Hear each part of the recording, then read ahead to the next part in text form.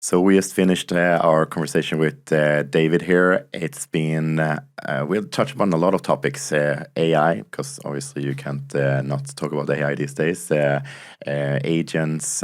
We also talked about like KPIs, like how do you measure your success in an organization? And if you can't, how do you make sure that you're valuable? We talked about negotiations, procurement, Salesforce. We talked about how to make sure that you're ready to take the steps forward in your digital transformation and even like step into the AI world. Lots of fun anecdotes and also tips if you're like aspiring AE that wants to learn from David, who has been smashing his targets consistently throughout his years. So tune in everywhere you find your podcasts. Cheers. Perfect. Welcome, David. Thanks, Anders. Looking forward to having a podcast conversation with you. You're the commercial lead in One Marketing. You have been in Oracle, Salesforce, Treasure Data. Now lately you've done taken the leap from software sales to more of the consulting approach. So happy to dig a little bit into that. But today you're here as a person, not as a thing, but not as a as person. yeah, exactly. representing yourself. I am indeed. Yeah. So what are you excited about these days? What am I excited? Well, I'm excited about this. I mean, I've been looking forward to it. So this is great. Like everyone else, I'm excited about AI, right? I think it's something that's unavoidable. It's unavoidable if you've worked in tech, if you're interested in tech, if you work in consulting. It's just something that's omnipresent. Everyone's talking about it. Everyone wants to know something about it. Everyone wants to dig deeper into it. So obviously it's something that we also spend a lot of time on. And I try to get my bearings. Wouldn't say I'm an expert, but I'm trying to get there. What do you think is that people haven't understood yet that you might like feeling that you're on the grasp of? I mean, one of the things that I've talked to a lot of our customers about, and again, I'm speaking on my behalf, but I'll use myself as an example. So a lot of the things is our customers are asking us about like AI, what should we do with it? Like, what's the point? Everyone's talking about it. My CEO went to some, event. They could do stuff. Can we do the same, right? I think one of the things that we are sort of talking to them about is that it seems like everyone wants to do a AI transformation of their business, but they've sort of forgotten the middle part, which is sort of the digital transformation. So we used to talk a lot about digital transformations for the last, 10 years. And now everyone sort of wants to leapfrog that and jump right into AI. So I think that's a conversation we're having is like AI is brilliant. It can do a lot of stuff, but just maybe take a step back, understand what is it that you're trying to achieve. Do you have the data in place? Do you have the processes in place? Do you have the people in place? Have you built the business case for it? A lot of the customers we talk to haven't. So it's like we want to do something, but we don't really know why. So it's like, Simon Sinek, like, start with the why. Why do you want to do it? I think a lot of companies are sort of realizing that, well, hopefully they'll realize that, you can't just do AI just to do AI. But it feels like this is like a continuous circle. Like I remember this is now probably 15 years ago when Facebook launched, Pages or whatever. Yeah. And then, the CEO saw that that's possible and everybody went, we should have Pages. Obviously, this AI is like on a completely different scale. Yeah. But it's like people continuing to jump into things without necessarily knowing what it is. And then, like the Pages, if you didn't have an editorial program behind that, then it just went into nothingness. So what, like my CEO is super excited about AI. I am excited about AI. I want to do something. What should be the first step to think about then? What do you say to your clients? Just take a step back and sort of get the basics in place first, right? What is it that you want it to do for you, right? You feel it's very old school, right? But it's like, what's the use case? What's the business case? Like, what is it you're trying to solve for? Are you just deploying AI to do it? So I have a customer that I talked to about it, and they were like, no, we've been, trying to build our own agent, and we've been tinkering and back and forth, and we give it a lot of information, and it gives some, good answers back and some weird answers back, and it's, And then I was like, okay, but how long have you been working on it? Well, a couple of years. Okay. And what's the plan? Like, when are you launching? No, we're not going to launch it. Okay, why? Well, we don't really trust it. So basically, we just want to test it out. We want to work on it. We want to bring resources to it. And I was like, okay, but isn't that kind of expensive? Like, just to work on something and never really planning on deploying it. And I think that's kind of what I'm seeing out there is everyone's sort of trying to do stuff, right? You use ChatGPT, right, or Gemini, and you do stuff and you build a picture or something, but they haven't really figured out exactly what it is that it's going to solve for. I'm hoping that we'll see more and more of those things and it getting a little bit more concrete what you can do with it. But I think right now everyone's just trying to figure out what leg to stand on. So what type of use cases do you think is the most, the first ones, first one to do low-hanging fruit? I think if you look at what you use ChatGPT for and I use it for, it's very much like for content creation, not necessarily in pictures and video and audio and stuff, but more like, I've written an email. Can you make this a little more professional, make it shorter, make it more engaging for outreach? So I think now it's very much like generative based on rules, right? So it's like, I want to send out an email to these people who work in insurance or banking or retail. What do they care about? Draft something for me that I can send out that they will sort of respond to. So I think it's very much getting those ideas started and getting the ball rolling and stuff. And it isn't as much AI taking over and autonomously doing stuff. So I think that's where we're headed probably and hopefully. But I think for now, most companies are probably already doing stuff with it. And I think they need to productize it a little bit more. I think that will be the first thing to look at is, giving a tool to your people, having them dabble in it, and then figuring out what they can do with it. And then they will help create the use cases for it themselves. Yeah. I mean, that it's getting more adoption because my mother, who is 1 year from retirement, is now talking to me about Copilot. And she works in a municipality, and they have gotten directives that they should use it more when they're writing emails and so forth. So it's. I mean, my dad, he's Italian. He's lived in Denmark for plus 40 years, but if he has to send out an email and he's a little bit insecure, right? He can write Danish, but he gets insecure about spelling or stuff like that. And he'll just, feed it to the machine. It will give him something back and then he'll use it afterwards, right? It's something he could probably do with other tools, but he really likes the fact that he can send it something in Italian. It will give him something in Danish back. And then he can ask does this make sense? And if you were this, would you understand what I'm trying to say? So I think the whole conversation piece, right now it's in writing, but I think it will soon be adopted to voice as well. I think more and more people are getting used to actually talking to it. And I think it'll just be those day-to-day stuff that just makes you more productive, makes life easier. What I'm a little bit worried about is this brain fog that I can feel that I'm getting while using, ChatGPT a lot. Yeah. And I recognize it from when doing Euler's formula, calculating the graph, the area under a graph, forehand. Super easy formula, but it's 2 A4 pages of just plus and minuses. Yeah. Only pluses, actually. And then you're after using that on Texas T89 Plus, you just ruined your, public math skills. Yes. And I feel that now too as well. I'm using ChatGPT to everything to the point where my wife says, "Ask your friend," because it's continuously I'm and as soon as there's a little bit of friction, I was like, let's just talk this out with ChatGPT. Yeah, I mean, it's I think the use cases kind of build themselves over time. I think one of the things that I see right now is that you don't really trust it necessarily completely. No. So it still has errors. It uses sometimes it just makes up stuff, right? But I think what we're heading for is, and I'll you and I are more or less the same age. I'm a little bit older than you, but I don't know if you remember in the old days when you had to drive somewhere, you would have a GPS, like a TomTom. You would put it in the front of your car and you would write where you were going.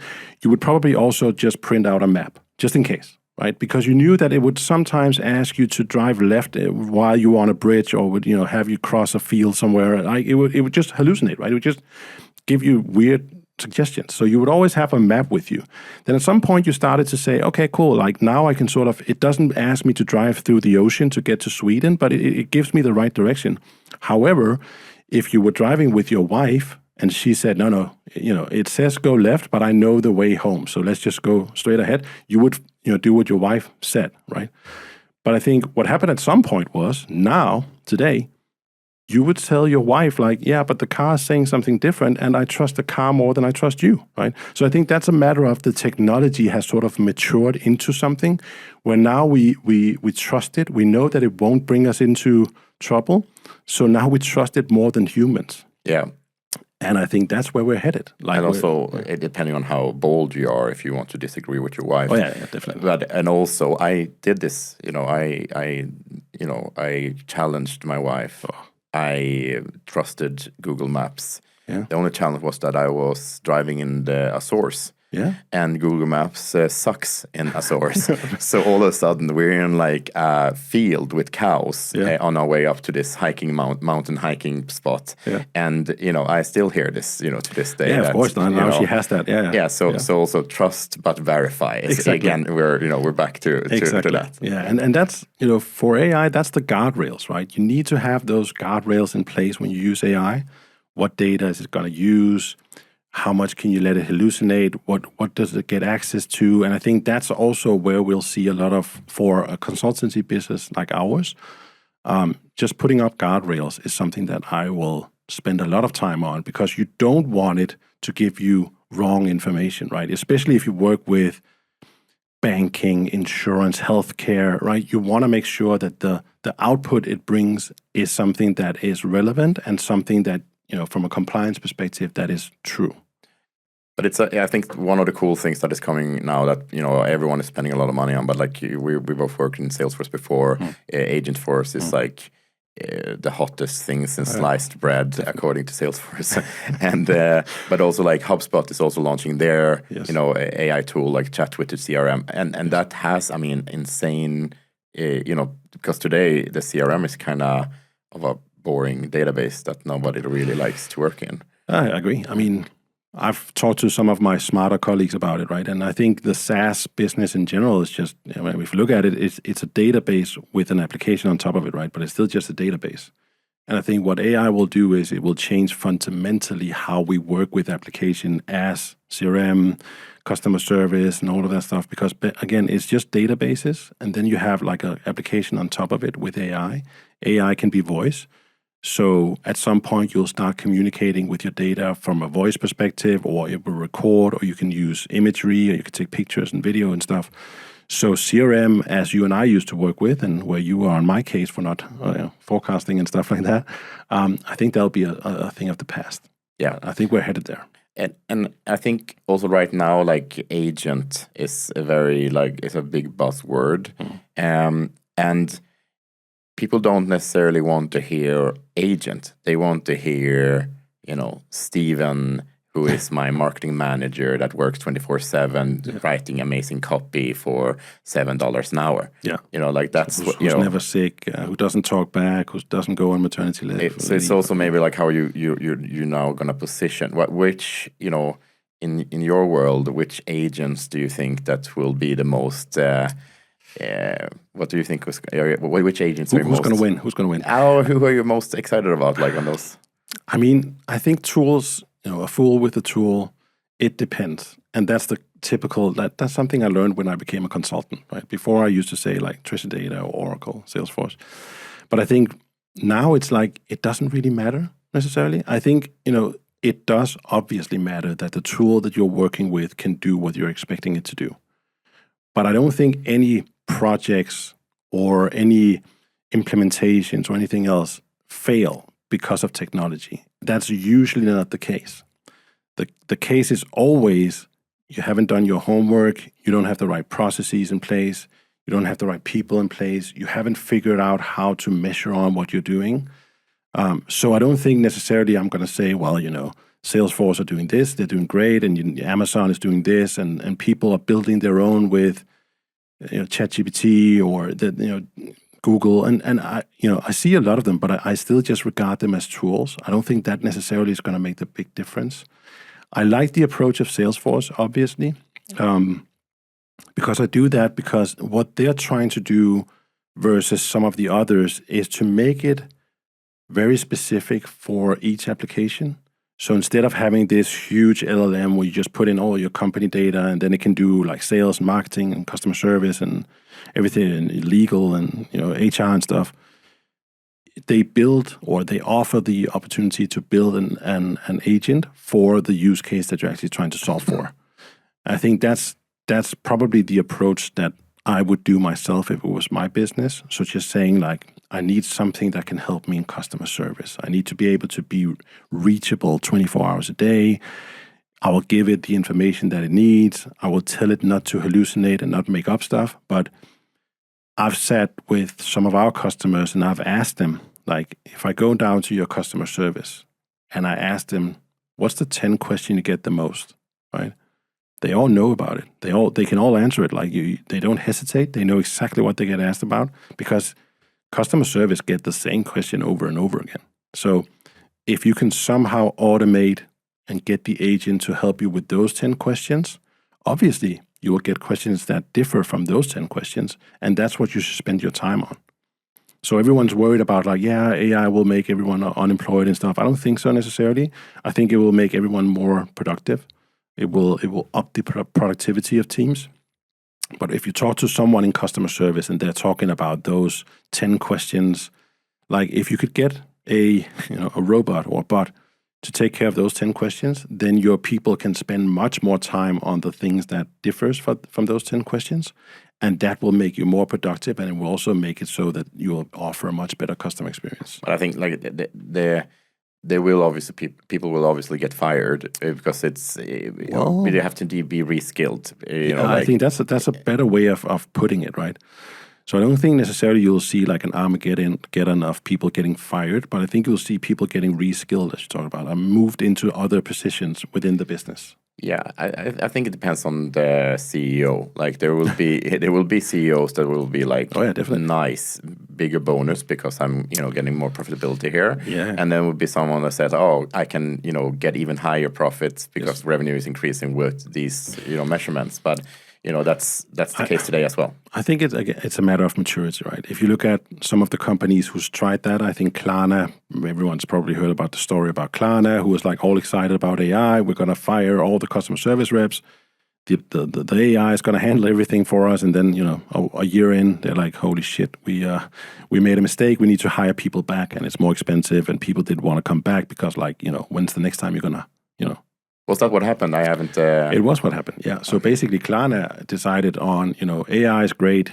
They canceled a lot of the technology they had, Salesforce being one of them, because now AI was going to, automate everything. It's going to be easy. We're just going to tell it to do stuff. They laid off a bunch of people in sales and in customer service. And then at some point, their CEOs sort of got to the realization, like, people actually want to talk to people. There's something about like people buy from people get comfort from people get advice from people. Like the human touch is still relevant. Maybe that's because the technology isn't mature enough yet.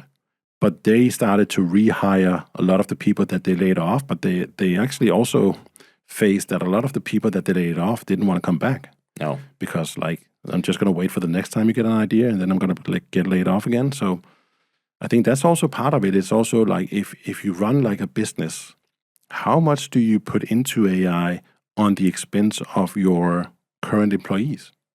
I think that's also going to be a very difficult decision. Who do we replace with what?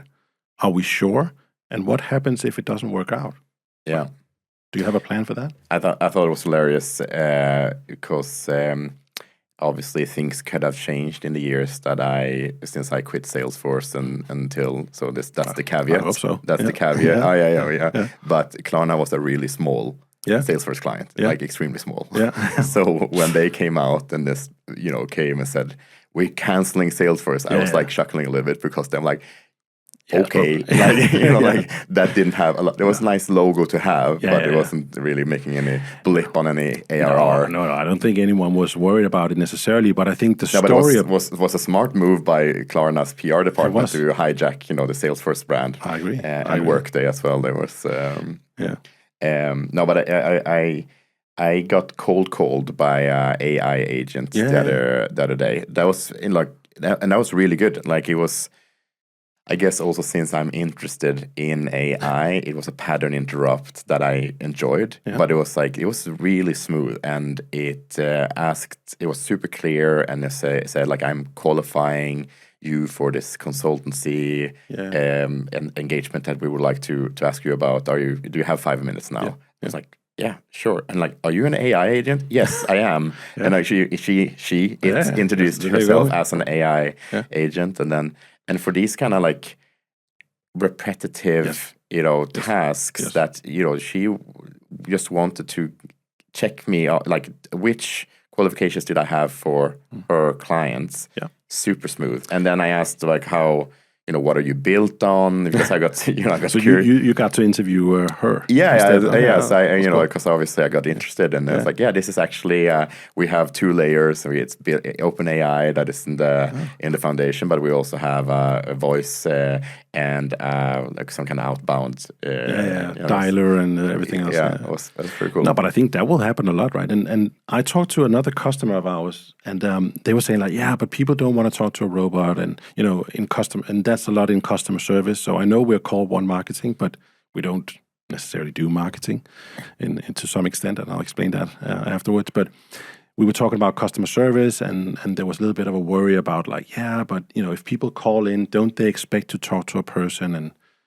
But we also talked about the alternative, and right now the alternative was basically you calling in, and it was like, hey, so if you're calling about your recent product, press 1.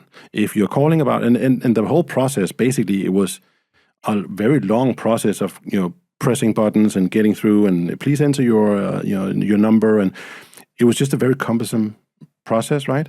And actually, some companies actually do it to sort of, deflect calls. Like, at some point you'll just get annoyed and you'll hang up.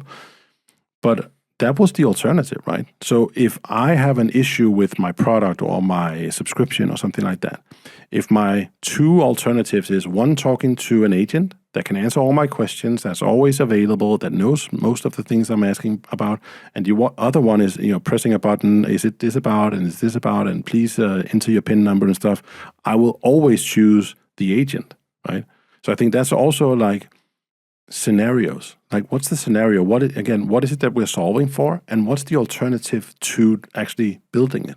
Yeah, but this is about maturity again, right? Because I was speaking with CMO yesterday who is based in the US, and we're talking about like what's the differences between US, UK, and the Nordics. And throughout like the last 15, 20 years, you can see the same trends. Like US is maybe like 5 years ahead of UK, and UK is 3 years ahead of the Nordics. So it's like when you call a bank in the US, they say like, please say your customer ID number, or please. Whereas like now that's starting to happen in the Nordics. Like it's.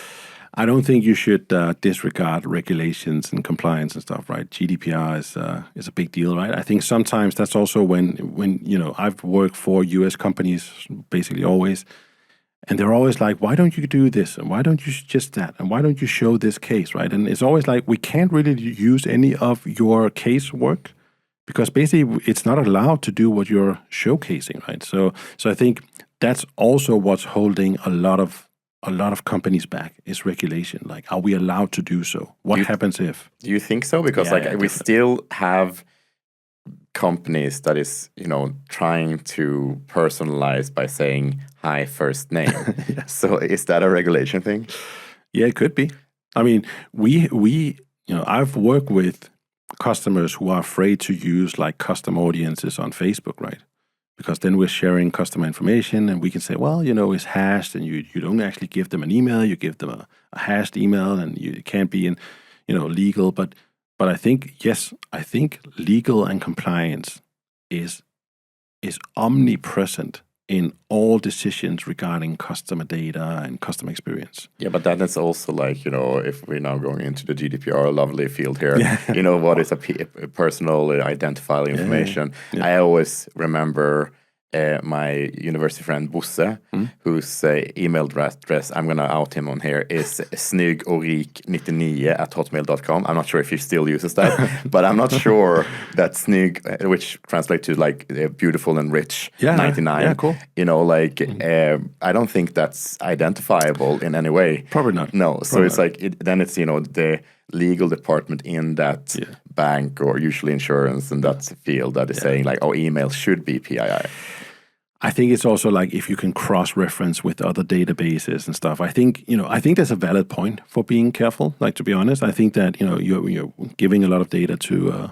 I could give you an example. So some years back, we work with, and that was when I was sort of in the advertising business. We work with the Momondos and the Booking.com and all of those things, and the airline, right? SAS and Norwegian stuff, and they would use Google. Right, so they would upload a list of their customers, and then they would do these custom audiences, and then they actually told these are people who booked within the last 3 months, or this is someone who books like a Christmas vacation every year and stuff, and that was sort of what they did. And then at some point, Google launched Google Flights. I'm not saying that I'm not saying that Google used that data to launch Google Flights, but I'm just saying that if you give too much information to these companies, you really have to be careful what they use the data for, right? So I think that's where the concern comes in.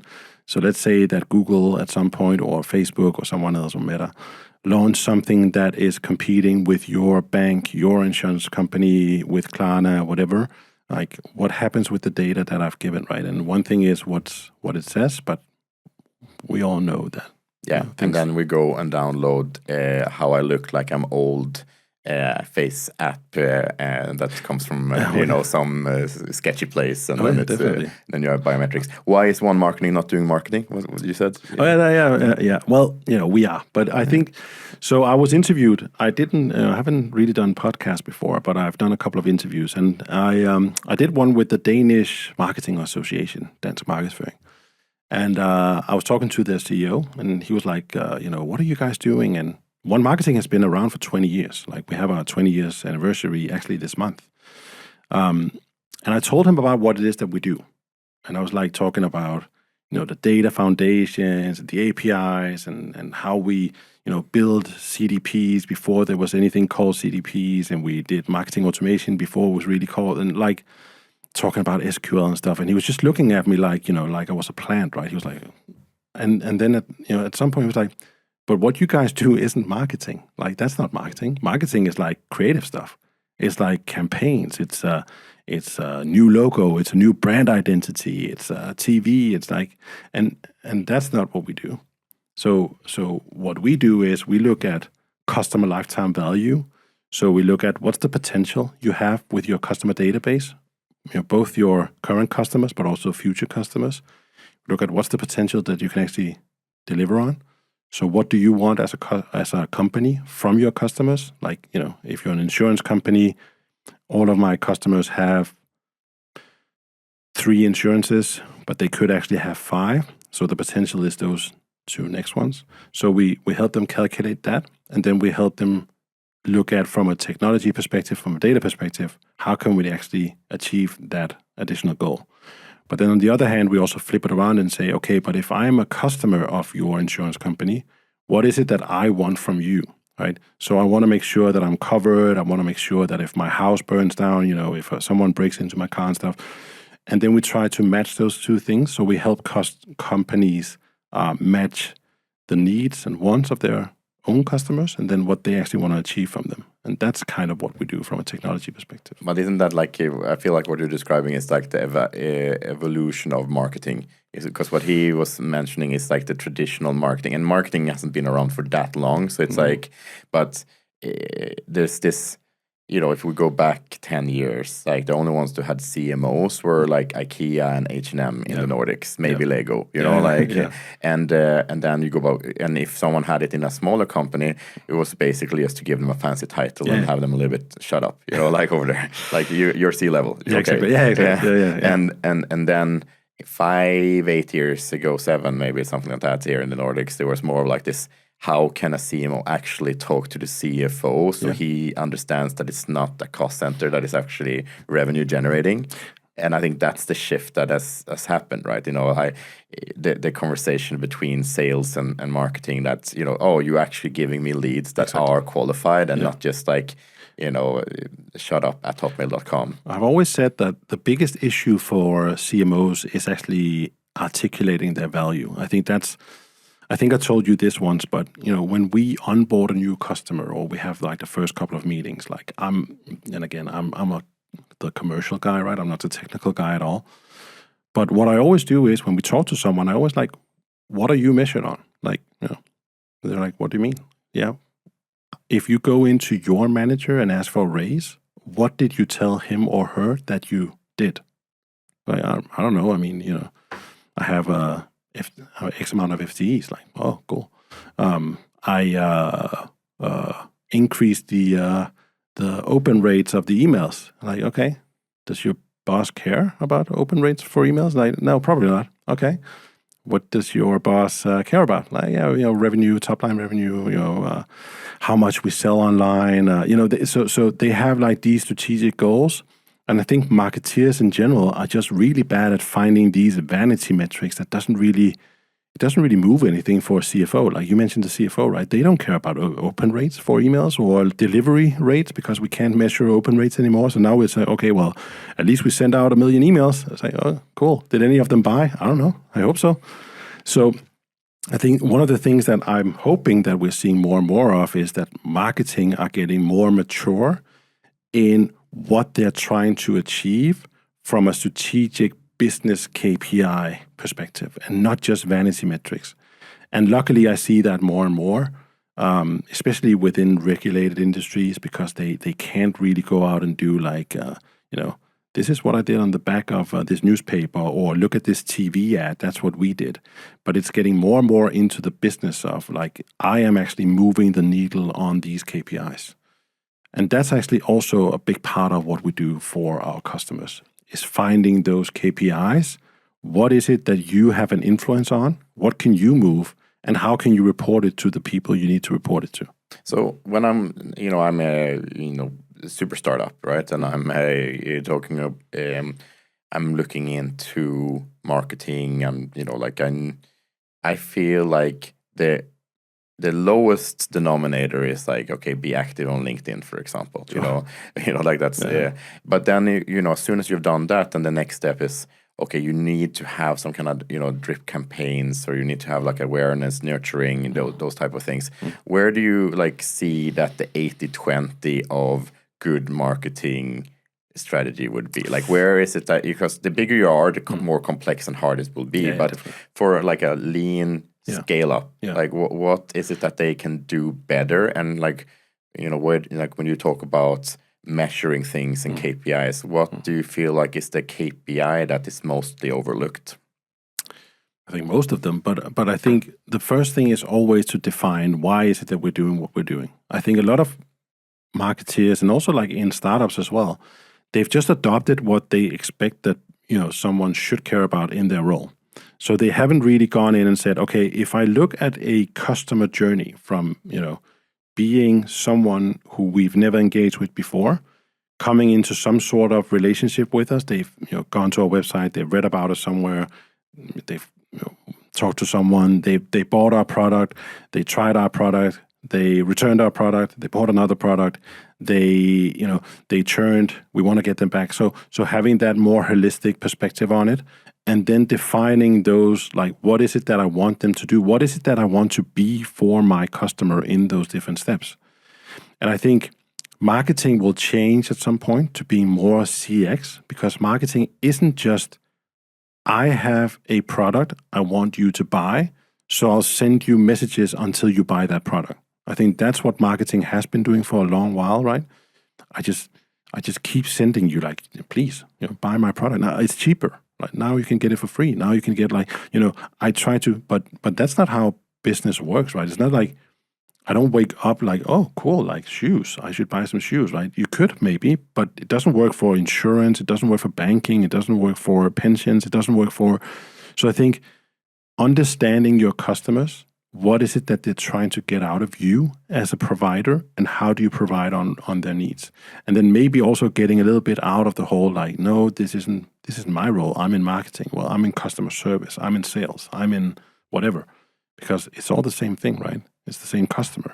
Yeah, I think that what the transformation that CMOs are having, or have had, to actually have a seat at the table and do data-driven marketing. I think the next role for that is like the chief customer experience officer. Yeah, something like, like that. or that is a combination of the digital, sales, commercial, marketing role, like cross-functional, because that's the only thing that makes sense. I have one of my customers who is a CMO. He sits in customer service like once a month. He just spends like 2 hours in customer service. Sometimes he even talks with people, but most of the time he just listens in on people's conversation, and he actually uses that for his marketing automation. So not campaigns and stuff, but for marketing automation. So there's a gap here. Like, we should be better at communicating this part, or people are doubting if we can deliver on, or people have uncertainties about this. And you could say, is that marketing? It's sales, because you're sort of alleviating a concern your customers have. It's customer service because you're doing the same, but it's also marketing. So the lines are getting a little bit more blurry. I think that's a good thing. But I think that if you look at how companies are structured, most, especially, older companies, are not ready to have those lines get all blurred, right? Because you will still have someone, you're responsible for sales, you're responsible for marketing, you're responsible for customer service, you have different KPIs, we're measuring on different levels, and then it becomes difficult, right? Yeah, I mean, there was when we were working together, like there was many times we went into a workshop, and it was the first time that marketing, sales, customer service was sitting together and actually talking about their customers, right? So it's. I can give you. I mean, I went into a large financial institution. We were presenting. And that was when I was at Oracle. We were talking about like CRM, marketing automation, and we were talking to this financial institution. I think there were like 30 people sitting in listening from IT and from the business and stuff. And we were doing this whole day inspiration. What can you do and stuff. And then we had like a break for coffee. And then the guy came up and he was asking a couple of questions. I was like, oh, what's your role? No, I'm responsible for CRM within this business. I was like, oh, cool. And then another guy came up like right afterwards, and he was like listening in and shaking his head like, oh, cool. And asking him questions and asking me questions, and we were having this whole conversation. And then I was like, oh, what do you do? And then he also asked the other guy, and basically he said, well, I do CRM for this business. But I thought he did. Oh, no, I do. No, I do. And basically, they've never been introduced to each other. So basically, they were two people doing the same thing who's never talked to each other before. And they both thought they were actually responsible for CRM within this business, but they've never met before. So, yeah, the beautiful thing about doing business is that it doesn't matter how big you are or how small you are, where you are in your journey. It's always pretty much a dumpster fire. Like it's like it doesn't. That's my comfort blanket. Yeah, I mean, I think that's where like startups have a great advantage over bigger businesses. Like enterprises have they have the muscle, they have the people, they have the economy to scale and everything else. But they just have so much legacy that they have to clean up, right? Both in processes, people, technology, and stuff. Where startups have a much more lean way of working, right? So they can just be much more agile and just, we want to do something new, and they don't have to take care of like 50 people who do the same thing and stuff. So I think there's advantages for both. So you've gone from Oracle, Salesforce, Treasure Data, which is a very like software sales roles. Oh yeah.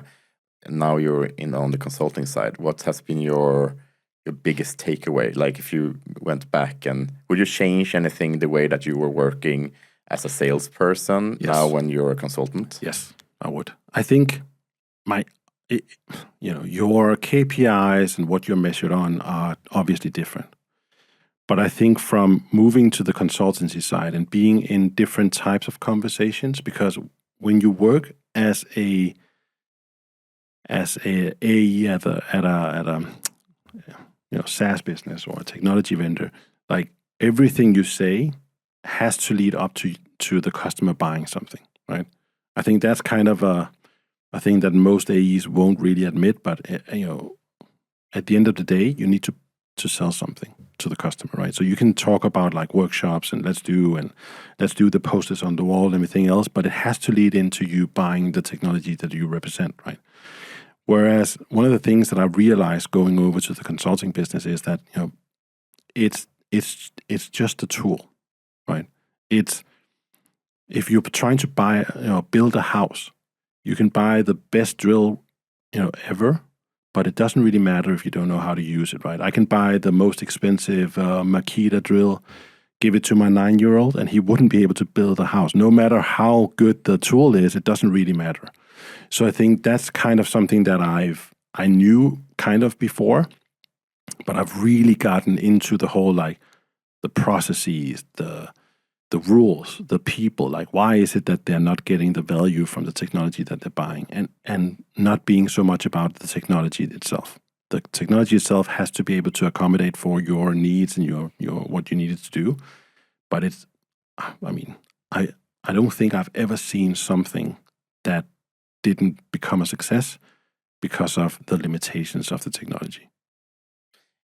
I feel that every tool that every company is using is usually used to maybe 40% of its capabilities.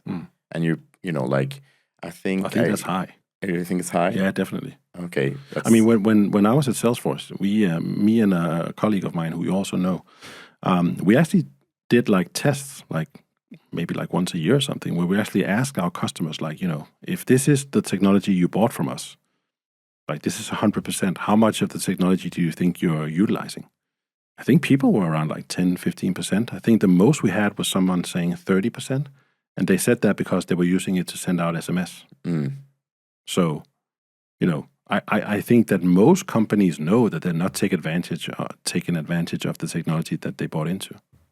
Yeah, so like that's so like when we're talking about AI, we're talking about processes, we're talking about like it feels like if you just had one person, you say like you're now to use like Trump language, you're now the. I knew we'll get there. Yeah, eventually. We won't go deeper into that. That's good. But like you're now the Salesforce czar. Like your only job is to increase the adoption and the functionality usage of Salesforce. Or like my worst tool is probably LinkedIn Sales Navigator. Like I wouldn't go without it, but I'm probably using like 10%. Yeah, exactly. Yeah. I think that's another thing that I think companies are really, I wouldn't say good at, but another thing that I talked to someone about is when you buy stuff, you're really good at doing like an RFP and you do like your demands and what does need to do and stuff. And you have this whole process of the technology that you're buying. But I think sometimes companies should also do the same for their ability to take advantage of it.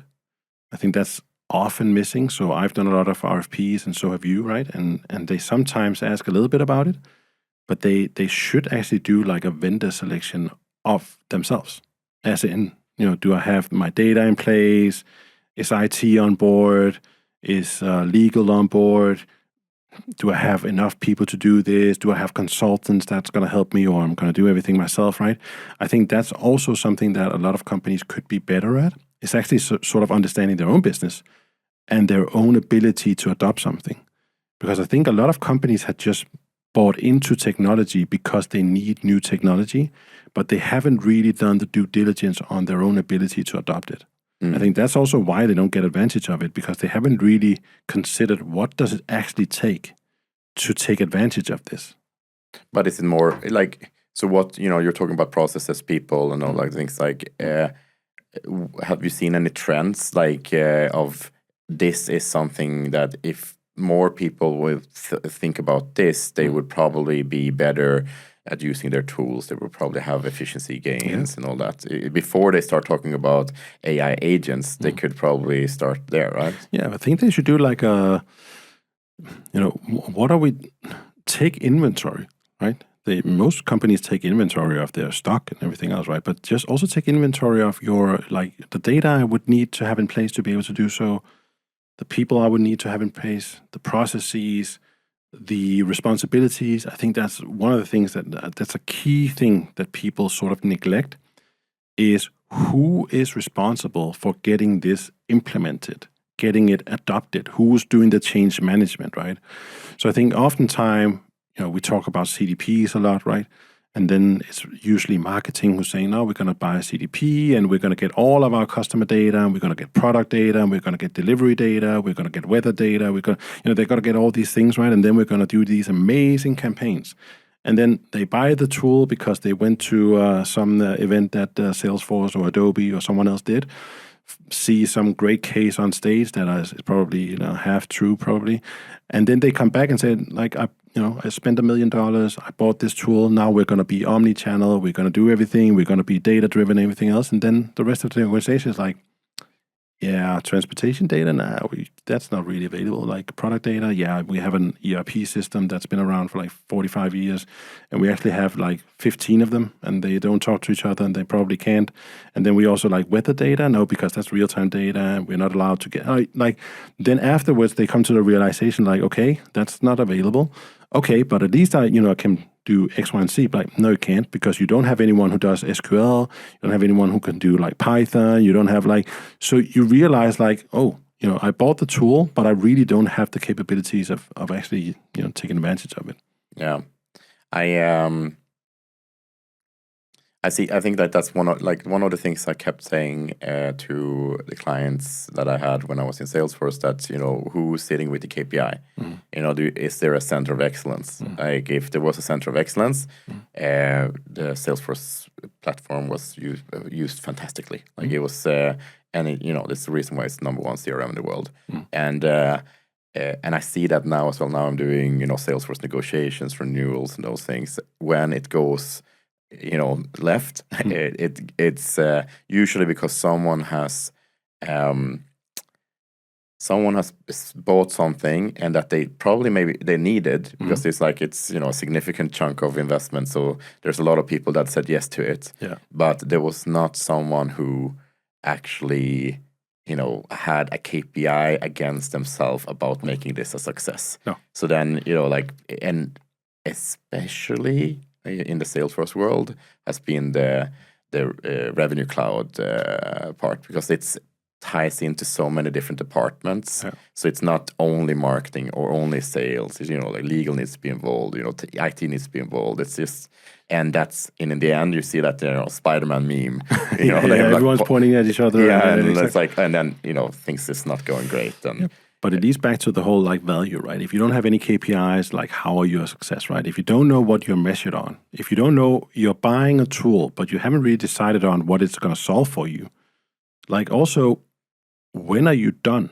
Right? A lot of saying that we're doing a 6 months implementation and then we're done. Are you really done? If it's a data platform, if it's customer experience, that will change. How we did customer experience 10 years ago isn't the same today, and in 2 years' time, also because of AI, right, it's going to be different. So you're never really done. And I think that's kind of taking a step back, redoing why did we buy it? Who was going to get what from it? Are our customer changing? Are we changing? Do we still have the organization in place? I think people or companies kind of neglect to take inventory once in a while for their investments. I think one of the things we got a request from someone who was actually asking us to do so we do a lot of vendor selections. So companies come to us and say, we need a new CRM, we need an MA tool, we need a CDP, can you talk to these different vendors? And we do demos and stuff like that. We help them with use cases. But one of our customers actually asked us to do the opposite. So they're saying we have 40 plus technologies in place. Can you help us do inventory of do we use them? Do we need them? Who uses them? Are they still up and running? Do they talk to each other? Can you sort of so and that's because IT is getting more involved. But I think that's something we'll also see, especially from scale-ups. So you and I actually work together on a company that has been a huge success, and they've scaled out globally and everything else. And every time they got into a new need they needed, they would buy a new tool, right? So now we need to do social media advertising, we'll buy a tool for that. We need to do surveys, we'll buy a tool for that. We need to do so they just kept buying tools, and they did that in different countries because they were really moving fast. And now they're saying okay, now we have all these tools in place. Are we still using them? And when we do these type of things, we always find stuff that basically people haven't logged into for 6 months because it's just something that's there. Someone needed it, the person left. There was a new shiny object, so we're not using it anymore. And I think we'll see more and more of that. And I think that's one of the things where I think IT has a really. IT can be a friend and a foe in a lot of these things. When I was at Salesforce, I found them a little bit annoying because they always did their due diligence. They were always finding these we can't do this, and there's restrictions, and we need to get it into Azure and everything else. But I see more and more they're really good at understanding costs. They're really good at understanding if we do this, it will have an impact on that. So I think marketing is growth. It's how do we expand the business? How do we do more? How do we build more? How do we make more money? And IT is often how do we make sure that we're profitable? Yeah. We don't overinvest. That people, Yeah. What about where does procurement sit in all this? Procurement is necessary, I guess. I hope that they're getting more educated on what it is that especially within these IT or technology and AI and stuff. I think it's difficult sometimes. I think I told you this, but I had a very large Danish customer, and we had these really long negotiations with especially these two ladies from procurement, and we went to their office every week for 6 weeks or something, and I always felt the discussions were really bad, right? They were really hesitant, and they didn't really say anything, and they had their arms crossed. And I was then we can give you a better price on this, or you can get more contacts, or storage. We'll and they were yeah, and back and forth. And then at some point, the younger one and I, we went out for coffee, and then she was like, "Can I tell you something? But you can't tell my boss." I was yeah, sure. We usually buy toilet paper and stuff, right? We buy physical stuff. All the things you're talking about, all the things we're negotiating about, every time you leave the room, we have to go in and Google what the hell you're talking about. So the negotiation is really weird because it's you say something, you expect that I understand it, but I don't understand what you're talking about. I have no idea what you're talking about. I have no idea if you're giving me the right price. I have no idea if I'm meeting the demands that the business is having. Is this what they asked for? If he gives me a discount on this, is the product getting worse than what they are expecting in the business? And the business doesn't know, right? They're I don't know. The guy told me to buy this, right? So that honesty shifted the conversation. And I think that's a realization that I hope and I think that procurement will need to have, is to be transparent about, they know what they know, but there are also stuff that they don't know. And then either get educated or get some help from someone who actually understands, what it is they're trying to buy. I think that's one of the hard things that we have found now when we're helping organizations negotiate the Salesforce contracts. I used to say okay, you want to optimize your Salesforce budget. You want to get more Salesforce for your budget. Yeah. And a lot of the times it's a difference in maturity. So you could be a very big company like the one you mentioned and have low maturity in your procurement, or you have, you're a small company, but for some reason you have a procurement manager that is, has been working in Salesforce before. So he has a high, Salesforce knowledge. And this that's been hard to we know exactly which companies that are a good fit to get our services. It's very clear. Yeah. If you have X amount of revenue, if you're this amount of people, if you're growing that much, then you will benefit from our services. Yeah. And we're seeing significant percentages that we can help our clients with in the renewals. But to find the buying persona within these organizations. Sometimes it's the CFO, sometimes it's the CIO, sometimes it's the CTO, some CDO, CPO, CDO. Like it's just, oh no, this head of procurement. I think that's really been a little bit of a challenge. You have been, top performer. Like consistent. Like it was a blessing having you as in my team. When you had your Salesforce admin on control. Oh, yeah. Wow. Had to go there. Always. Yeah. Can't let that go. I was out with my customers and I was not updating my CRM. That was... and that's probably why you were also top performer. Exactly. But, 2 questions. One, what do you think is the key to be consistently overperforming? Like, what do you say to, young AEs? Yeah. And 2, like, we're talking about procurement and those things. Like, what's the counter on that? Like, what's that opposite? Because you, as you said earlier, the KPI is to grow. Like, so how should you counter that from an AE perspective? Yeah. I'll do the first one. So, how do you? Yes, I've been blessed. I've been lucky, but I think it's also because I've had systems. Like all my career, and I think that's the way that I sort of function. I need to have something where sales is actually pretty easy, if you look at it. I mean, it's easy to understand, it's difficult to master, but basically sales is that you have different steps that you need to go through, and once you've gone through all those steps, and we can get into the MedPick stuff or 25 questions or whatever, but if you go through the steps that you need, you will be successful. And I've sort of like always understood that. So my career in sales started off by me being, so I'm educated within the shipping business, and I was working with, so when my education ended, I was working with the sales director for this company, and he was like, you're a little bit wet behind the ears, so we want to hire you for sales, but I want you to get some experience. And I was like, I don't know, 18 or something, and he was like, I want to send you out to the most difficult job I can think of. And at that time, it was selling ads in phone books for like the local electrician or like the pizzeria stuff, right? And for the younger people listening in, like you had these books where you could look in and then you can find like a carpenter or whatever. And basically that's what he said. So he said like, go out, have a year, sell these ads. If you're a success, I have a role for you where you can manage this whole area within yourself. I was like, I'm gonna smash my numbers and then I'm gonna be like a success. And pretty early on, I just figured out like it was pretty easy, right? The more people I called, the more yeses I got to a meeting, the more business I closed. So basically, and I know it's going to sound very cliche and it's something right down your alley, right? But I just knew every time I got a no, I was just closer to the next yes. So basically, I just went ham. I just went completely crazy. I just called everyone I can get a hold of.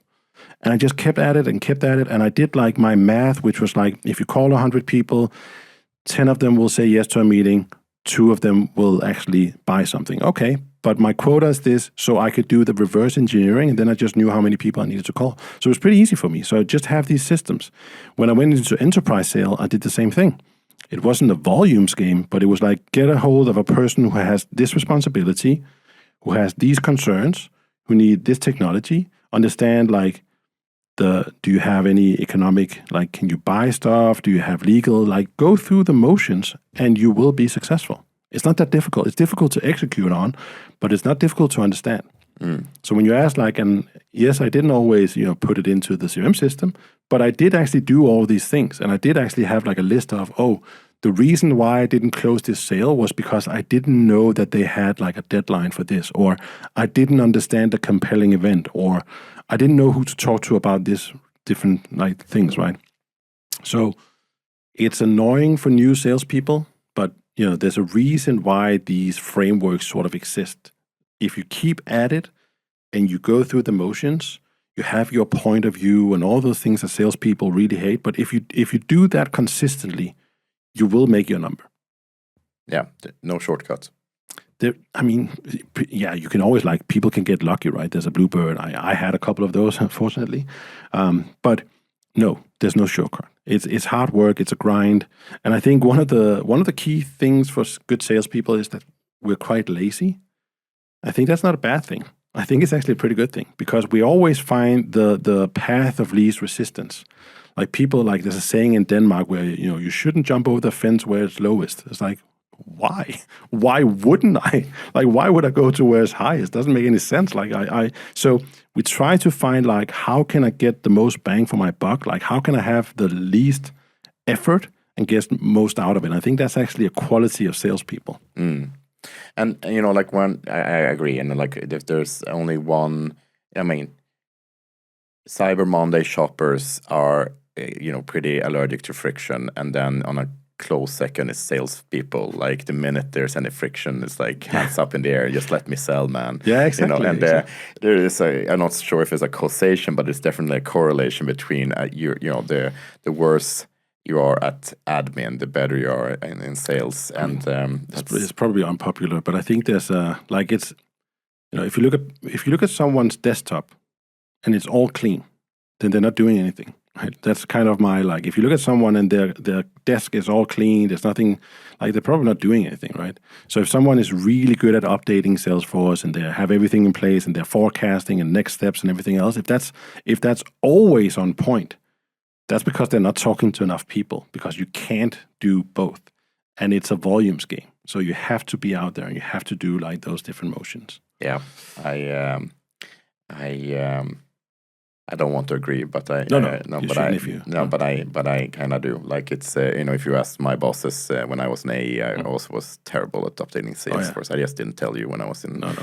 You should. So like the procurement thing. Yeah, procurement thing. You're also like now you've been helping a lot of clients out, like in software. Like when do you think it's smart to like what should you do as a client to make sure that you are, prepping yourself as a client to have the best outcome in your renewal? I think it's, again, like if you don't have the resources yourself, go out to a consultancy, but have someone do something besides what they usually do, and then have a look at how much of the technology are we utilizing? Are all the integrations in place? Are we compliant? We did an RFP at some point, and in that RFP, we probably had some sort of goals, right? There's a reason why we issued the RFP. We probably stated it within the RFP.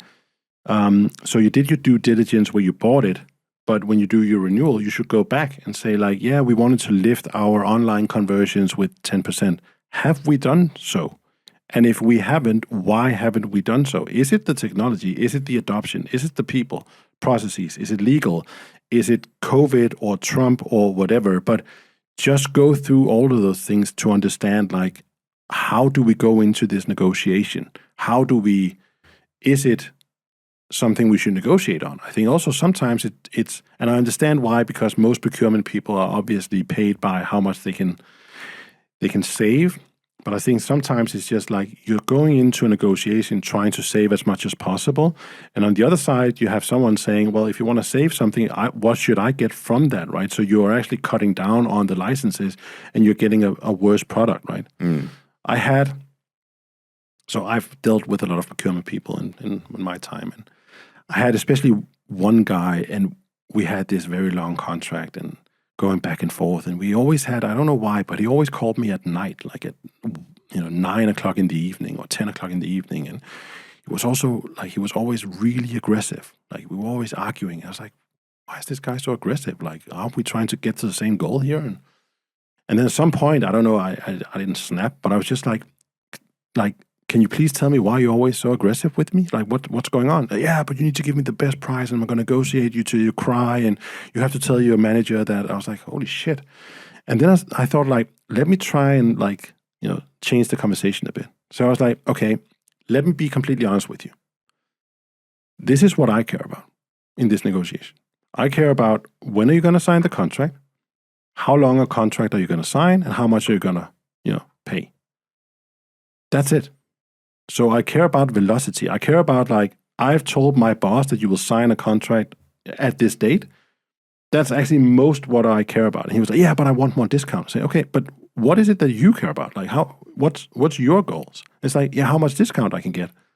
Like, okay, but you haven't actually seen, like, our list pricing, because we don't really have any list pricing. oh, how much discount am I getting? I was like, I don't know, 10%. Yeah, if you can give me like 20%, I can sign the contract tomorrow. I was like, is that it? Yeah, that's all I'm being measured on. I was like, okay, cool, sure.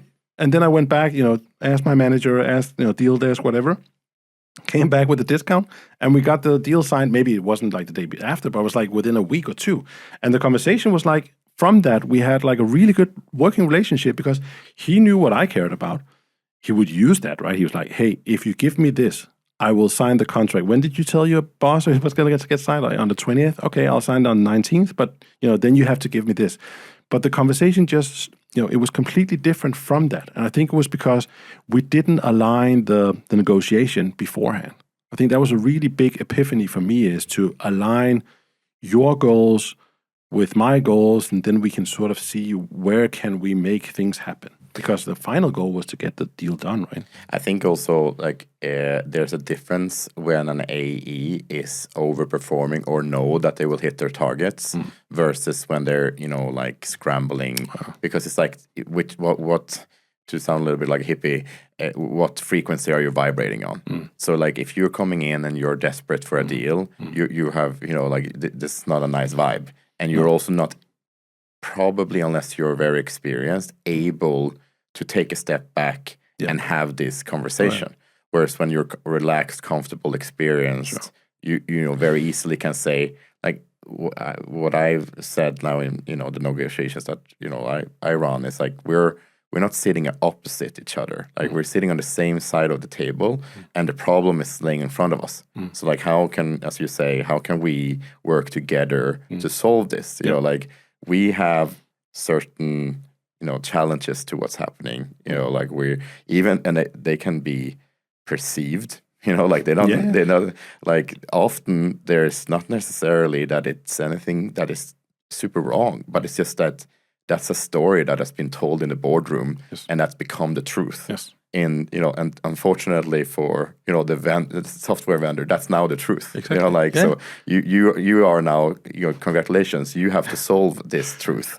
And it's like I mean, I had a manager who would always say, like, is this something you know, or is it something you think? Right? It was like, yeah, it's probably something I think, right? Yeah, they're not going to sign within. Is that something you know or something you think, right? So I think we have a tendency of telling ourselves something, and then we can convince ourselves of something that's maybe not necessarily always true. Yeah. I also, like, one of the things that I've noticed as well is that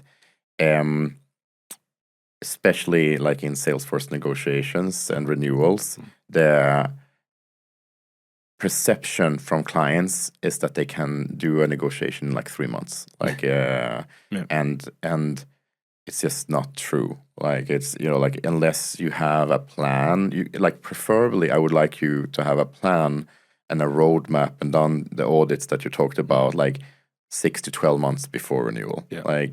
And if we can then like talk marketing terms, if we can drip this information in, and it can be like, is it actually true? Like are you really unhappy with something? A lot of times enterprise clients are unhappy with things. That's just the nature of software as a service. But then it can also be perceived unhappiness.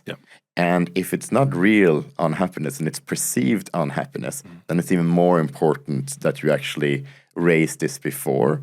Because if you don't, like the person that you need is the Salesforce AE to sell this internally. And if you come 3 months before renewal, their manager will be like, why haven't you raised this before? This should have been a red account. This should have been like, why are, now you as a client has made your champion, the AE, look bad.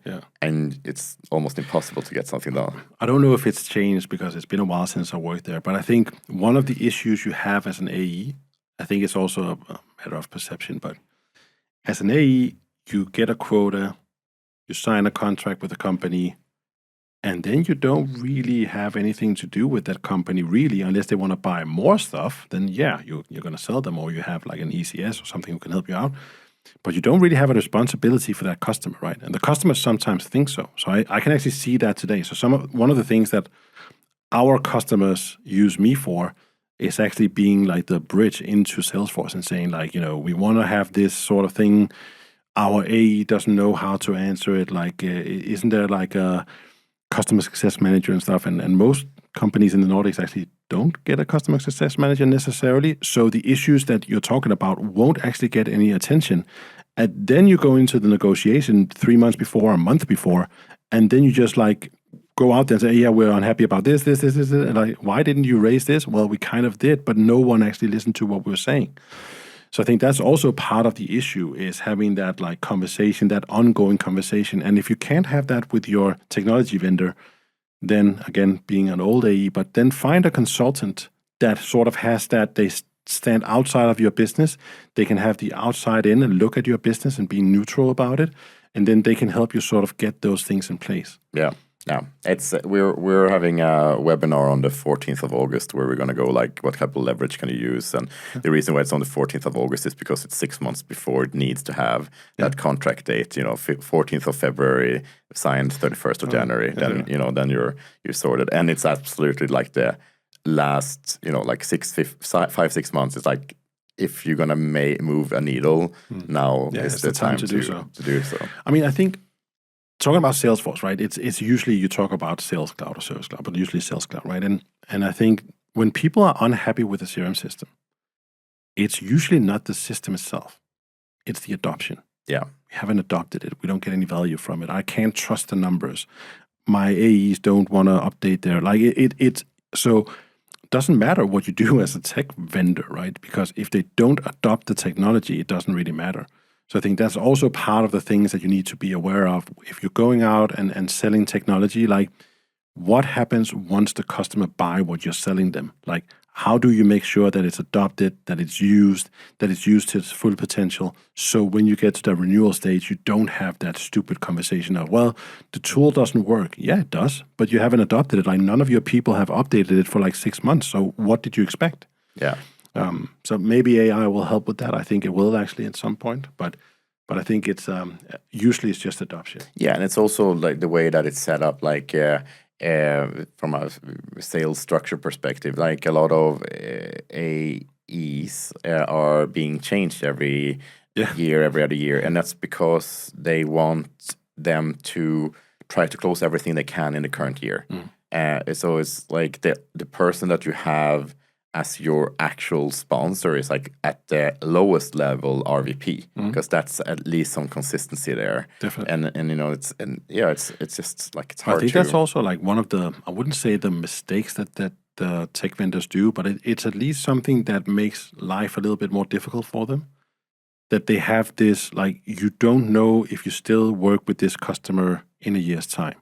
So you talked about, having some calm and, but the issue is you have 12 months to make your quota. Your quota is 12 months, right?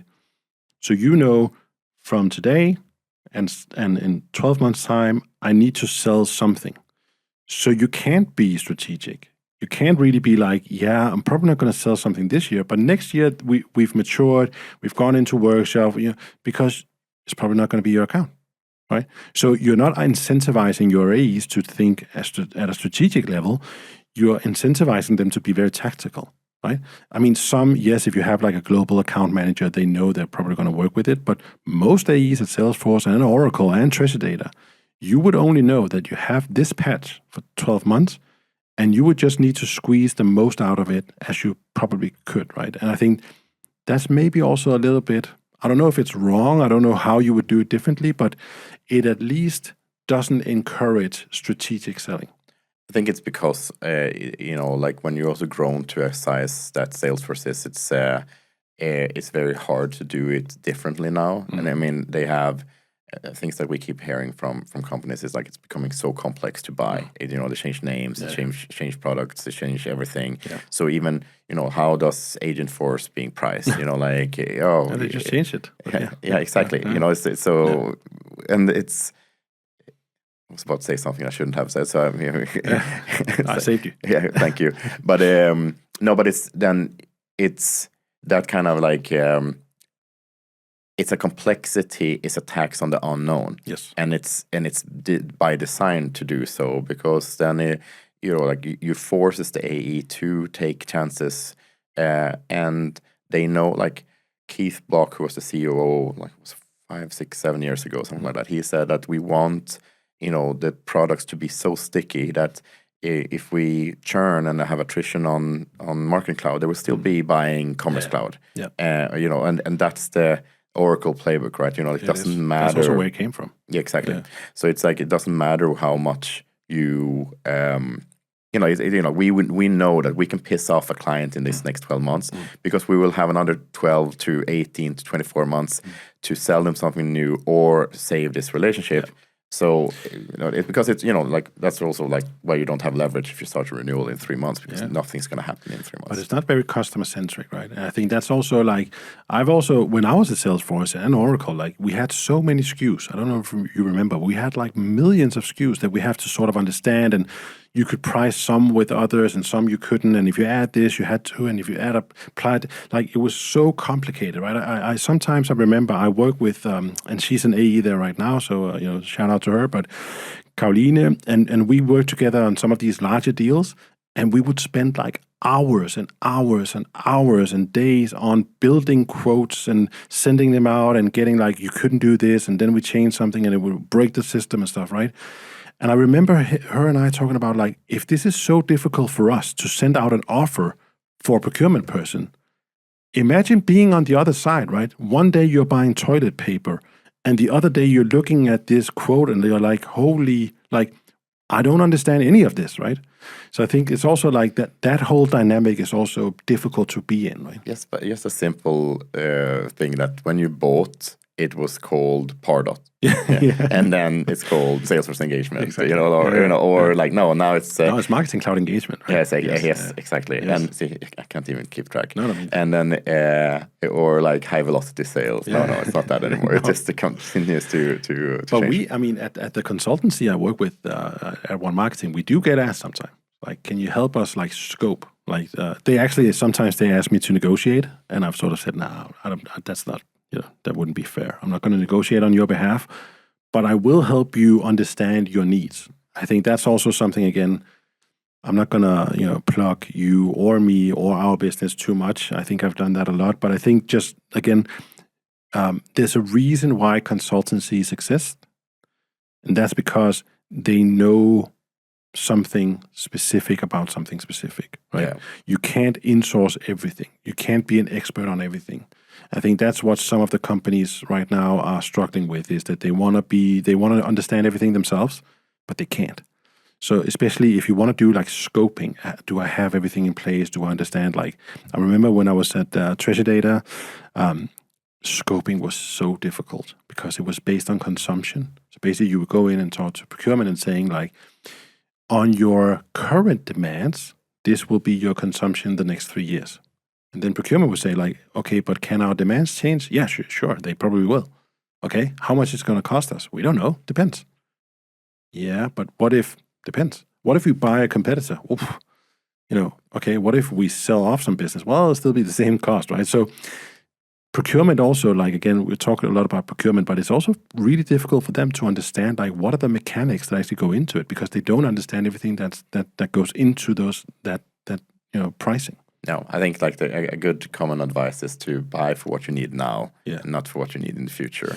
And then, because it's then at least you can protect the upside, the downside, and more than because it's usually from experience, it's better to know that you're going to use all the licenses than to get a really good price and buy more than you need. I agree. Because everything takes time, and it's the Hofstadter principle. Like that it's going to take longer to build that house. Yeah. So you try to forecast another 3 months, but even because you knew it will still take longer. Yeah. So but it's back to the incentives, right? Because I also had negotiations where procurement would say like, what if I buy like this amount? Would I get a higher discount?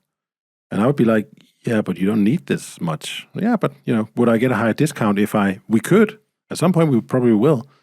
And that's also, again, back to the conversation I had with the guy. I was like, why do you want to buy more than you actually need? Well, because I get a higher discount if I do so. So that's also like going back to the incentives, right? It's just there's this whole, like, it's a little bit weird. But I think that's what I like about that is it comes back to values, because it's And if you meet someone, like you're out drinking a beer, and then this person comes up to you and say like, I'm a really nice guy. Like the first thing you will think is like, okay, and then he keeps repeating this, I'm a very nice guy. And then like at a point you will be like, nice guys don't need to tell, No, exactly. like, okay, you just act like a nice guy, and I'll think you're a nice guy until you prove otherwise. Exactly. And like when a company keeps on having one word values, it's like trust is our number one, or customer centricity is number one, or values, company values cannot be one worded. I mean that's so for our business in the procurement side, we said that we want to have long-term relationships over short-term gains. So because it's very easy, like when you're in a negotiation and you're a consultant, to like you can dial up a thing. You can say like, okay, you actually got a really good deal here because you did this, and it oftentimes, like if you're an AE, you can stand behind that. You're like, but if you were the founder of that company that is selling this, like you might have to have a little bit of a different approach. The same as, that's why I love the meta values. It's like you move fast and break things. Like they're willing to break things to move fast, and it has to be like you have to have a counter to a value, or else it doesn't mean anything. Like trust. Okay, what are you sacrificing to get the trust? Exactly. What are you sacrificing for innovation? And like, we're we're secure and everything. There needs to be something as a counterpart there. One of the things I've also like in negotiations, because I've done a lot of them, right? And at some point I was like, I remember, because it's software, right? So basically you can, as an AE, you can't give 50% discount, but then you can go to your manager and they can go to their manager, and I'm not going to give out, but sometimes you can give pretty hefty discounts, right? Massive massive discounts. Exactly. And I was like, how would I, like if I went into a car dealership, right? I was like, I like this Audi. How much is it? It's 100K. No, that's too much. Okay, 50K. I'll be like, what the hell's wrong with the car? Like, why are you willing to give me like half of what you said before, right? I think that's also like the negotiation part, that you go in and if that's the case, then you haven't really discussed the value of what you're buying. Then you're basically just buying a tool and not, what it's going to solve for. Yeah.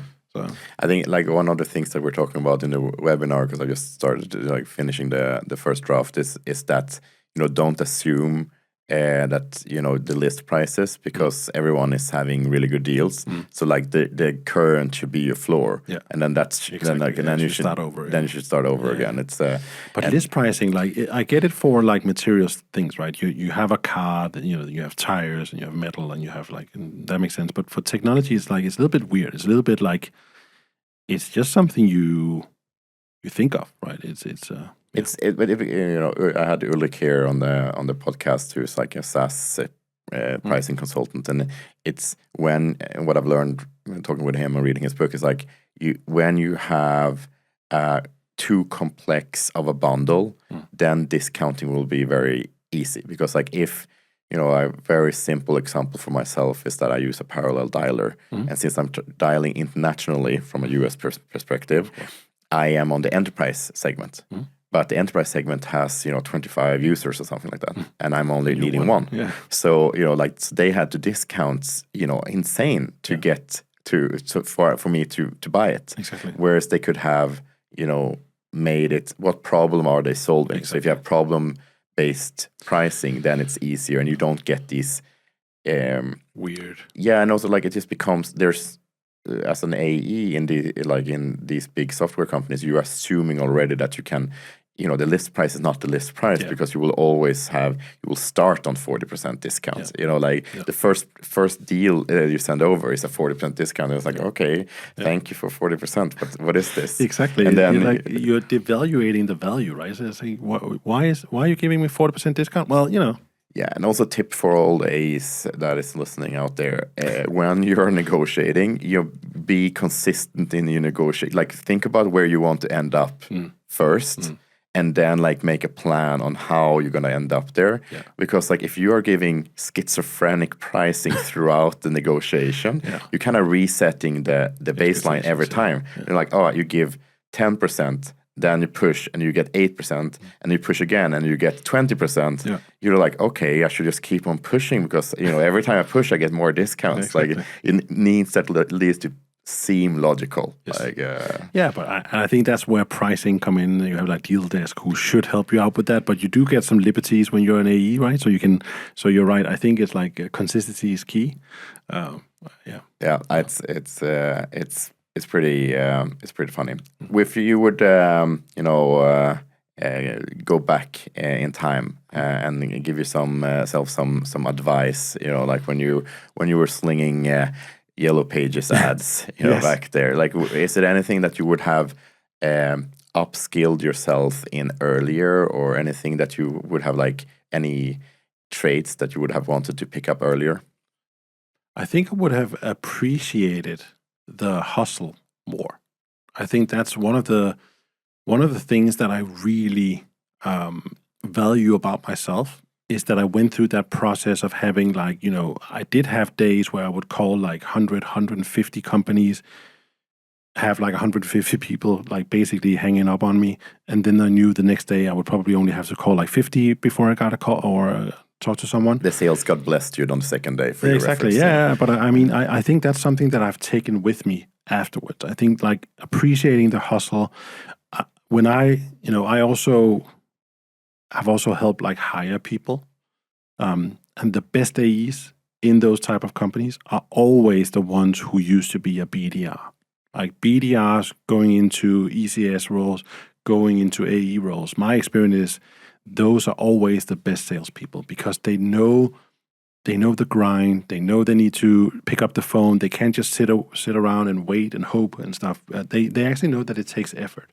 So I think that's I would have appreciated that much more than I've actually done. I mean, I was annoyed and sad and stuff, but I would have liked to have seen it more as a learning experience. Yeah, I guess that's the wisdom that you get with age. Yeah. How do you feel now? Like, do you do a lot of grind now? No, not at all. No. I just sit around, wait for.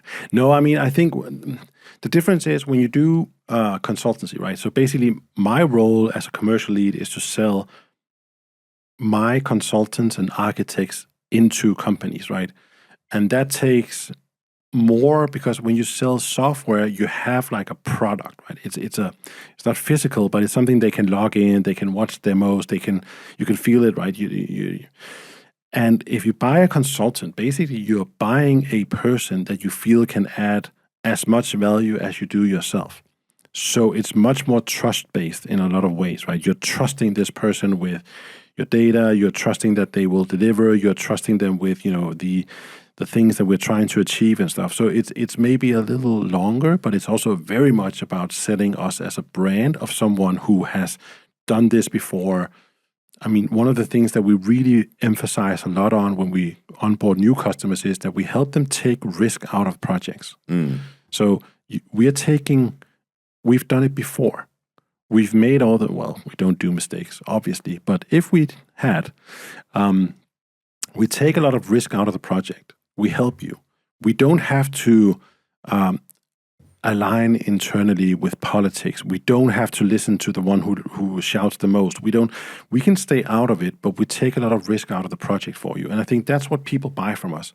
But if you're going to buy someone who helps you take risk out of a project, you have to trust them. Yeah. So it's much more trust-based. So I can't just call 100 companies and hope that they will buy our services, because it wouldn't make sense. And I think that's, like coming from the SaaS world and now also doing consultancy, it's like in the SaaS world, everyone knows the deal. Like, so you call someone up, you highlight the pain point, you ask if that person is feeling that pain point.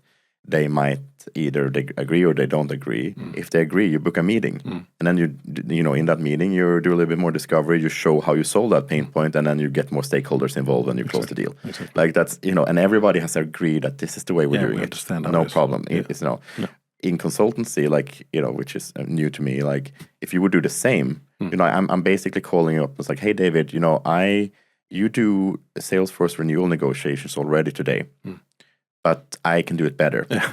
And you don't know me, but just trust me on that. Exactly. And they're like, well, I'm not even listening to you right now, because it's like, so like, what, how are you, what type of, process do you have when you're like, okay, these are the top clients I would like to win? Like, how do you do it? I think we do a lot of qualification. So we can't just work with everyone. It doesn't make sense to have like a volumes game, right? Because one of the things that you also learn when you go into consultancy is that there's a limit on your inventory, right? So basically, I have a set amount of consultants. I have a set amount of architects where when they are working on a project, they can't work on something else because there's only like X amount of hours during the day, right? So I have to be very good at finding the right customer that aligns with what we do at One Marketing. So we've actually also turned down a lot of projects. We still do. Like sometimes, we're not going to say, like, no, we're not going to work with you, but we also qualify in, as in, are we the right fit for your business? Because that's really important when you're a consultant, not so much when you're a technology, because it's like, we can make everything work together. But as a consultant, it needs to be like chemistry. We need to, have the same goals. You need to trust us. We need to trust you. We need to have like, so I think that also goes into the whole sales process of, who out there do we feel would be a good fit for us? Like we work a lot with insurance, we work a lot with banking, pension, regulated industries, we work a lot with media companies. So we know that space really well. We work with some retail, we work with a lot of the global manufacturers. So what we talked about before, you have like your center of excellence in Copenhagen or in Stockholm, because we're also Swedish. And then you have to align with teams that sits in the US, in the UK, in Turkey, in Italy and stuff. How do you do that? How do you do those global rollouts? So we have frameworks of things that we know actually work that we can apply to other customers. So we tend to sort of find something that is down that line where you have complexity, you have a certain size, you have like regulation you need to be aware of, you have to have compliance in place. And that's where we feel we can add value. We don't want to work with someone where we don't feel we can add a lot of value. Makes total sense. So we are now finalizing a project. So we're seeing that our bandwidth is coming up. We want to get new clients. So let's get one step further down in this funnel. You now then have identified, let's say, 25 dream clients, perfect ICP. So like, what do you do then? Like, what's... Probably he was probably American. Like some sales coach once told me, like, your network is your net worth, and my colleagues are getting sick of hearing it. But I'm lucky enough that I've sort of built up a pretty good network during the years. So I think that, both in my, mostly in my my AE role, I think I've earned the trust of a lot of people that sort of understands that when I say something, I deliver on it. You can trust what I say. I don't do one thing and say one thing and do another and stuff. So it is very much about relationships, right? It's very much about like reaching out to the right people. Either we've worked with you before, we work with someone who does something alongside you. And we do a lot of like, it's something that I've really hammered into my organization about POVs. So basically what we say is like, you're a bank. You probably have this issue where, there's compliance rules. You have a lot of customer data. You have old systems. They don't talk to each other. Your customers are, trying new types of banks. You're getting competition from. Is this something you recognize, right? So having that point of view, again, going back to stuff that salespeople don't want to do, is something I do a lot. I actually have a point of view because I don't need to call like 200 companies. I need to call 10 or 15.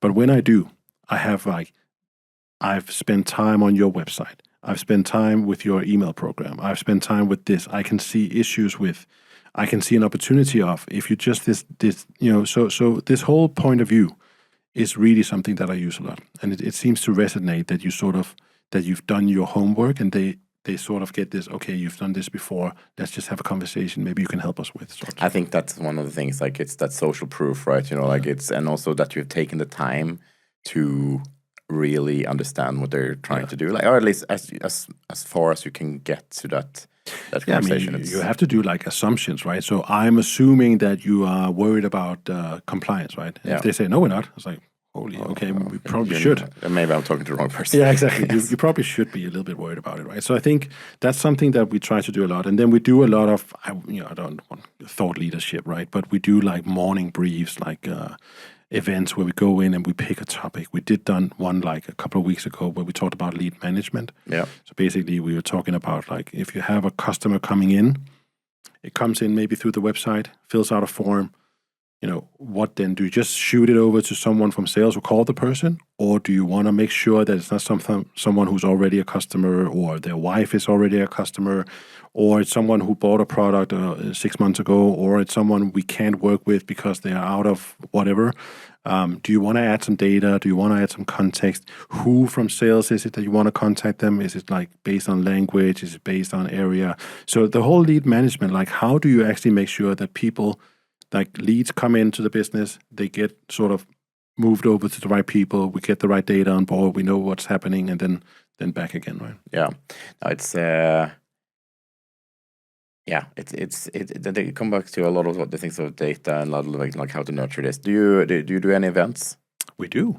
But we don't. I mean, we tried a couple of those. We sponsored Salesforce, whatever. And that's great, right? But it's more of us. It's not like us expecting to get someone coming over and say, hey, do you guys want to work with us? It's more like us coming out, showcase what we've done with others, just showing our face, being there, like being out there. They know we're around. They know what we can do and stuff. And then it will turn into something. Yeah, mental availability. Yeah, exactly. Like I think especially for what we do, it's not something you wake up in the morning and say, like, I should probably call One Marketing and do something. It's something where you say, we're going to invest in a new CRM system. We're going to invest in a marketing automation platform. We probably need someone who has some experience with it. We've done it for 20 years. That's all we do, by the way. We don't do any creative stuff. We don't do any like new logos or old school marketing stuff, right? We just do this. Yeah. So we're like the safe hand. We've done it before. We know what to ask for. We know how to vet the different vendors. We know when they say it's like plug and play or point and click and stuff. Yeah. Yes, but. Yes, but. Exactly, yes. Or if people say beta, it's like, yeah, then we should probably just have a step back and just say, like, can we solve this with something else? Yeah, that makes sense. Thank you for sitting and taking the time today. It's a lot of fun. We're almost for 1 hour and 45 minutes. Yeah. So it's as usual. Yeah. I thought we just started. Yeah, no, it's it goes quickly. Anything that you want to wrap? Is there anything that I haven't asked you that you would like to touch upon, or any? I think one of the things I missed when you asked me what I would like to, if I could talk to my younger self. Yeah.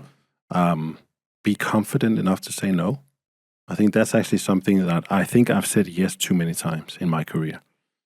If you work within Oracle, Salesforce, Treasure Data, Adobe, and whatever, you can say yes to, like, you can fill up your calendar with internal meetings and QBRs and everything else, right? And you can have meetings with different people that you're not going to do anything with, but you just want to make sure that they don't get upset and stuff, right? So I would have liked to have the confidence I have today of just, prioritizing, understand what's important. Is it furthering what I'm trying to achieve? Or if it isn't. And if it isn't, don't spend time on it. So like that's the question you would ask yourself, like if you're sitting, so that's the question you're asking yourself now, like will this further my long-term vision and goal? And if it doesn't, qualify out quicker. Yeah. I mean, I think a lot of AEs spend too much time on stuff they shouldn't.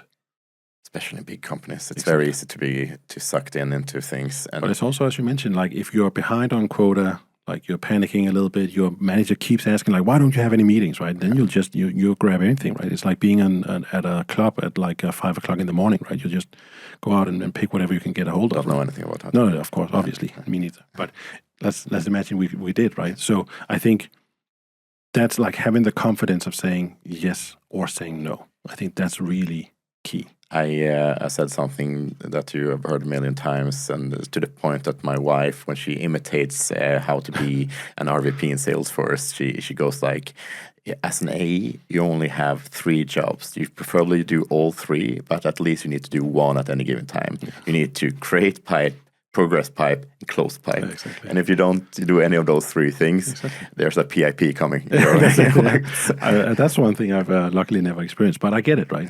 But that's back to priority, right? Are you spending your time on what you should be spending your time on? I think a lot of salespeople aren't spending the time on what they should be spending time on. Yeah. And ask for help. Like that's another, like there's. Be humble. Yeah, there's. Be humble like me. Yeah. Be humble like you aspire to be humble. Yeah, that's right. Fair point. Cool. That's the pod.